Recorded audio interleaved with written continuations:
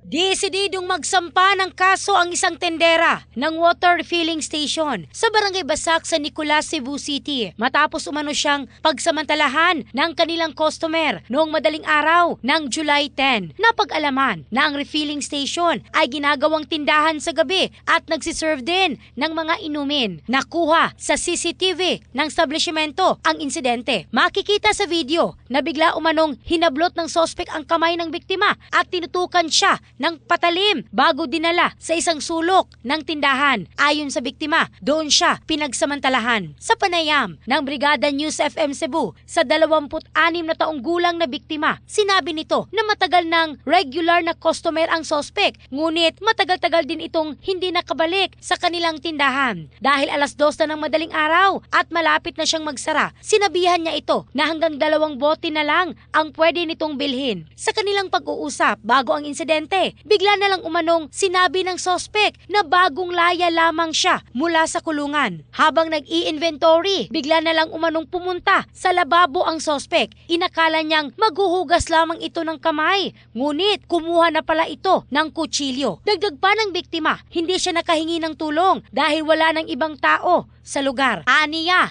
nakipag-ugnayan umano ang ina ng sospek sa kanyang amo upang makipag-areglo. Ngunit hindi umano ang sospek ang haharap kaya't hindi na sila nakipag-areglo rito. Nanawagan din siya sa pamilya ng sospek na huwag itong konsintihin at isuko na ito. Ayon naman kay Police Lieutenant Colonel Frank Rodolph Oriol, Deputy City Director for Administration sa Cebu City Police Office, nakapagbigay na ng affidavit ang biktima at inihahanda na ang pagsasampa ng kaukulang kaso laban sa sospek na si alias Dave. Pinaalalahanan din ng pulisya ang mga negosyante na maglagay ng CCTV cameras sa kanilang mga establishmento upang makatulong sa investigasyon kung may magganap na krimen. In the heart of changing lives, ako si Michelle Craste ng Brigada News Philippines, the Music and News Authority.